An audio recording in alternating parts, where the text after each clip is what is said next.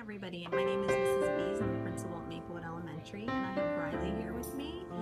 Riley, I just wanted to talk to you a little bit today because I've been studying the effects of feedback and how important it is for not only you to give feedback to your teacher when you leave the room by writing a note, or for me as an adult to give my teachers feedback. I'm also wondering how important it is for you as a student to get feedback from your teacher.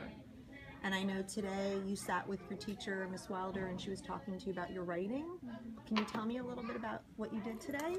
Well, so we went over, because first she started telling us about the task and the topic, because I did underline at first, but I didn't know to underline the task and the topic, and that write either informative, which I didn't circle, but I obviously knew.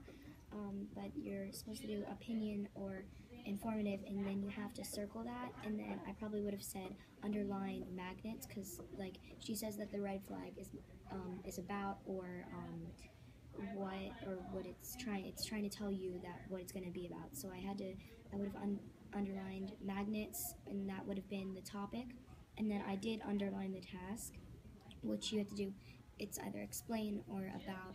So I did underline that, but she said that we just have to make sure we underline that, and then we have to number our paragraphs so we can cite where our information is. So like, say I said that I found something like the magnets, they pull and push together apart. They would have to know what paragraph that would be in paragraph 2. So we would have to number the paragraphs and underline to make sure they know what we were talking about. And we didn't get to do that before. And then we have to circle from each start of the new sentence. And like here is what I wrote. And I wrote in cursive because I don't know why, but she said if you want, you should write in print, because then it would be easier and you know like what you can write, and don't make any pattern of mistake like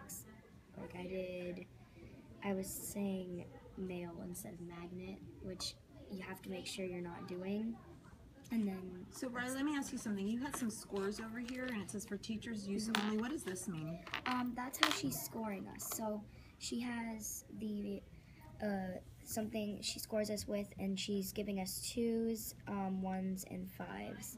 And for how many points can you get in this section? You can get 1 to 4. It says right here with the markings. I got, because this was like our first before she actually gave us, because since the big writing is coming up for like all of 4th grade and stuff, we have to know. So she's giving us a new thing on what we have to do now.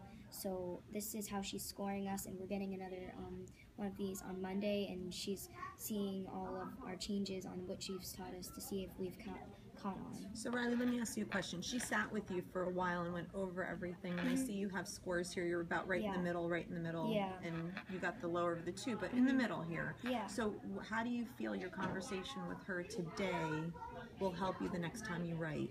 It will help me because she had this checklist. It was 2 sides. It said what I had and what I did very good on, my strength and my weaknesses that I needed to fix. So she told me like what I told you that I needed to fix, and then these are the scores she was talking about, how I needed to fix with each one of these and why I got a lower grade or if I got a higher grade. And Riley, I know this is the first time that your teachers pulled you and spent this much time on this writing conference. I know they meet with you all the time, but how much more impact, or what do you feel like it's made a difference, her pulling you one-on-one rather than just giving this information and you figuring it out yourself? It's good to know, like, instead of saying your grades maybe in front of everybody else, just keeping it to yourself and having your own individual like conference with her. It feels good, and you know what to focus on, and that you can keep to yourself. That hopefully it will help you the next time. Okay. Thank you so much. What do you feel? Do you feel like this is something you'd like to do again, or is this something you feel that may not make a difference? I think this will make a huge difference, because she's actually telling us what we need to work on, and not what just the class needs to work on, what you need to work on. And she was teaching us new things and reminding us things that we may have forgotten in the past that she's taught us that will help us for the next writing. Well, Riley, I want you to share your next paper with me, and I'm really excited to see how your scores change. You promise to share your paper with me? Yeah. All right. Thanks, Riley. Awesome. Really well on. So what you need to keep doing in areas that you could improve for next time, because we have our next writing prompt on Monday when we come back. Did you know that? let's look at this. First, let's look at the prompt that they gave us. So read it to me. The sources that you read